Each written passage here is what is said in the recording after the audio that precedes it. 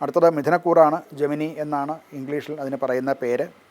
മകയിരത്തിൻ്റെ അവസാനത്തെ 2 പാദവും തിരുവാതിരയും പുണർദത്തിൻ്റെ 1, 2, 3 പാദങ്ങൾ ചേർന്നതാണ് മിഥുനക്കൂറ്.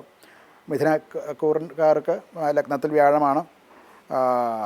ആയതുകൊണ്ട് തന്നെ ഇപ്പോൾ പൊതുവേ അനുകൂലമായിട്ട് ലഗ്നത്തിൽ വ്യാഴമുള്ളതുകൊണ്ട് പൊതുവേ അനുകൂലമാണ്. വ്യാഴം നൽകുന്ന ഒരു ശക്തി ജീവിതത്തിൽ പല ഘട്ടങ്ങളിലും പല മേഖലകളിലും പലതരത്തിലുള്ള വികസനങ്ങളും സുസ്ഥിരതയും ഒക്കെ ഉണ്ടാക്കുന്നതാണ് ഇവർക്ക്. പുതിയ അവസരങ്ങൾ പ്രൊഫഷൻ സംബന്ധമായിട്ടും ജോലി സംബന്ധമായിട്ടും ഒക്കെ ഉണ്ടാകും. അത് മാത്രമല്ല നിങ്ങൾക്ക് അംഗീകാരങ്ങൾ ഒക്കെ കിട്ടാനും സാധ്യതയുണ്ട്.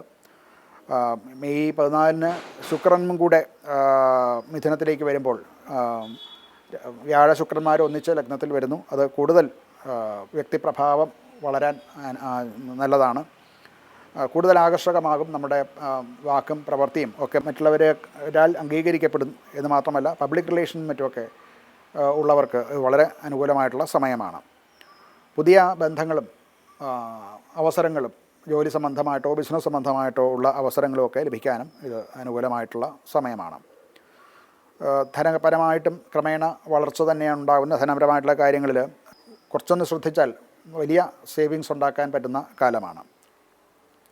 കുടുംബജീവിതത്തിലും അനുകൂലമായിട്ടുള്ള സമയമാണ്. സന്തോഷവും സുഖവും കുടുംബത്തിൽ ഉണ്ടാകും. പരസ്പര വിശ്വാസവും ഒക്കെ കൊണ്ട് ബന്ധങ്ങൾ കൂടുതൽ മെച്ചപ്പെടുകയും ചെയ്യും.